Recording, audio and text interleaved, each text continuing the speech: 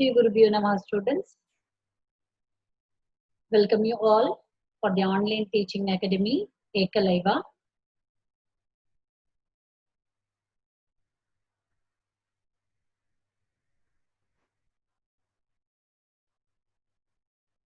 So today we are going to see a lesson from history. The name of the lesson is The Rise of Nationalism in Europe. So by the end of this session, you will be knowing these topics. Frederick Soryu's utopian vision. We are going to see a picture interpretation and what is a modern state and a nation state. These things will be able to tell.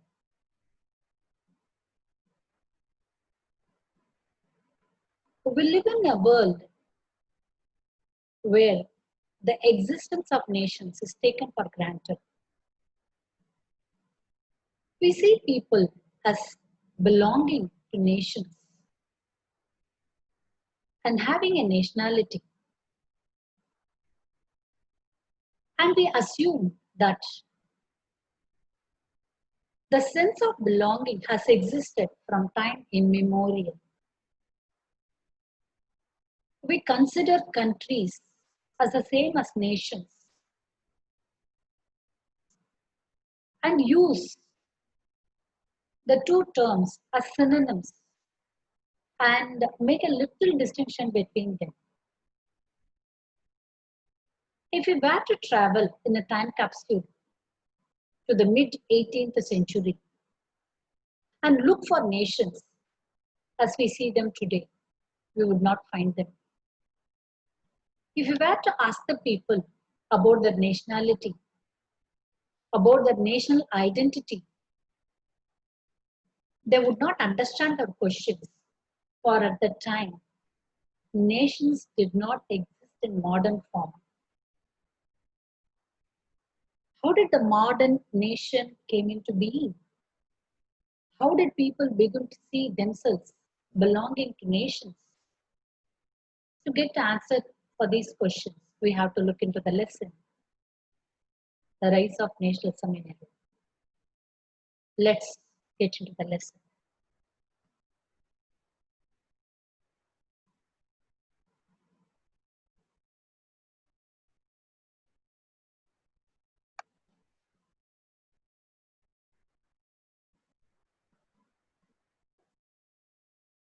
Now, this is the map of Europe in 1850.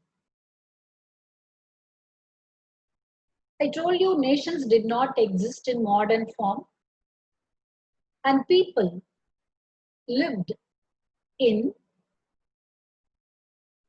duchies, cantons, and in kingdoms, small states, principalities, but not within nations. So, with the French Revolution, the nation state, the ideology of nation state started to come into existence. We are going to see how the nationalism spread in these states in this lesson.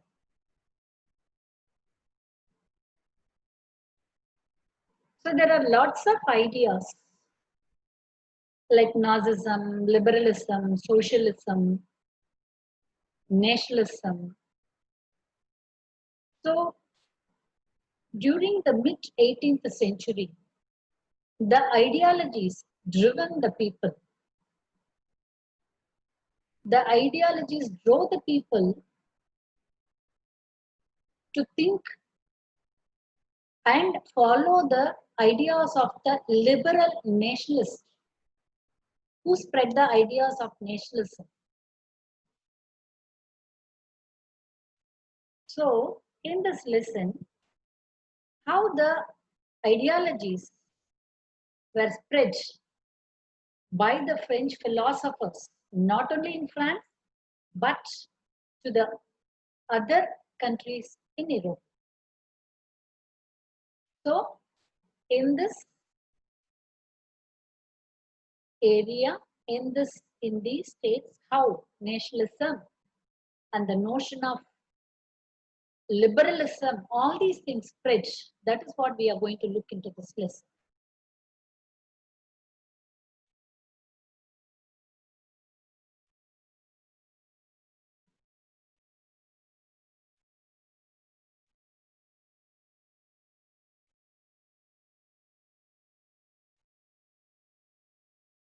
Here we are going to have a picture interpretation before we get into the lesson, which will throw a light on nationalism. So in this picture, this is a picture painted by Frederick Sorio in 1848. The name of the picture is Democratic and Social Republics. Democratic and Social Republics. Frederick Sorio prepared a series of 4 prints visualizing his dream of a world made up of democratic and social republics. This is the first print. So he has named this as Figure 1, the dream of worldwide democratic social republics. So let us get into the interpretation of this picture. So you can see people, lots and lots of people standing in a queue.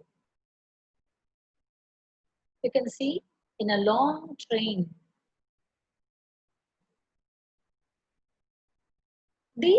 All these peoples of Europe and America, they belong to Europe and America. Men and women of all ages and social classes, different social classes, marching in a long train and offering homage to the Statue of Liberty. You can see Statue of Liberty here as they pass by it. And in 9th standard, you have read the artists of the time of the French Revolution. They personified liberty as a female figure. So you can see the Statue of Liberty. She bears a torch in one hand, torch of enlightenment, and you can see in the other hand, she has the Charter of the Rights of Man. On the earth and the foreground, you can see lots of remains, shattered remains of the symbols of the absolute institutions. Absolutist refers to the form of monarchical government that was centralized, militarized, and was repressive. So this picture is Sorio's utopian vision. Utopian vision is nothing but it is a vision of a society that we consider as ideal, but very unlikely to exist. So in this vision, in Sorio's utopian vision, the peoples of the world are grouped as distinct nations, identified through their flags. You can see the people, they carry the flag of their nation. And leading the procession way past the Statue of Liberty, you can see way past. Here you can see USA flag and you can see Switzerland flag here. Because both the countries have already, by the time they were nation states, America and Switzerland. America had become independent in the year 1776 and Switzerland had become independent and as a nation state in the year 1848. And you can observe the map, flag of France here, which is very closer to the Statue of Liberty. And followed by Germany. This is German's flag. And lots of countries are there in the queue, like Kingdom of Two Sicilies, Lombardy, Poland, England, Ireland, Hungary, Russia, all these countries are aiming to become nation states. And you can see the word fraternity here, fraternity. And Jesus Christ. From the heavens above, Christ, saints, angels, you can see angels, they gaze upon the scene. They have been used by the artists to symbolize fraternity among the nations of the world.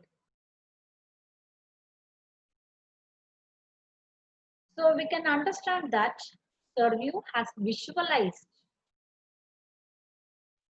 his dream in this picture. All the nations in Europe becoming a nation state, not countries, becoming a nation state. So it was his dream, and he has visualized and he had made 4 prints. The picture that we saw was the first print. And what is a nation state? What is a modern state? Let's check it.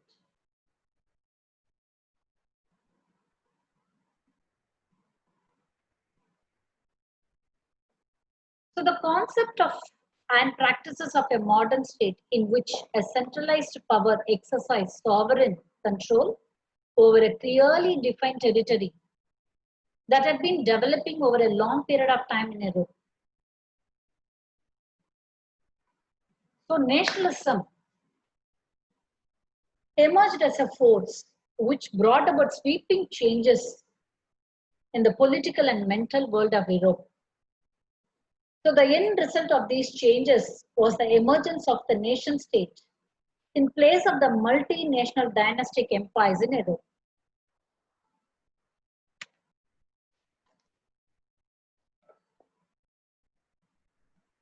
The concept of a modern state, already it had started for a long time in Europe.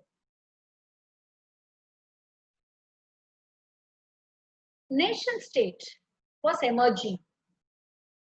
Nation state was emerging. From the French Revolution, we got 3 magical words: liberty, fraternity, and freedom.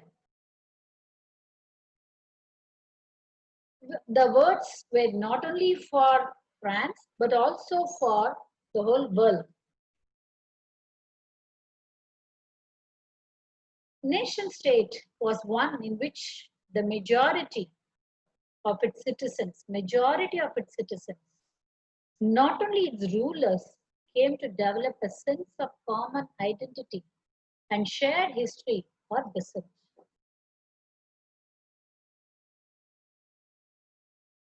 This commonness did not exist from time immemorial. This commonness, the feeling of nationalism, had come through a lot of struggles, revolutions, political conflicts. So the outcome at the end was nation state. So in this lesson, we are going to see in the forthcoming chapters the idea of nation, the nationalism, the measures and practices that were made by the French revolutionaries to create the feeling of nationalism in the minds of French people, not only in France, but also the neighboring countries. And we are going to concentrate on Germany and Italy and Britain. How did they become a nation state? So all these chapters will tell us how the mid-18th century got the idea of nation and nationalistic feeling through various measures that we will see in the next session.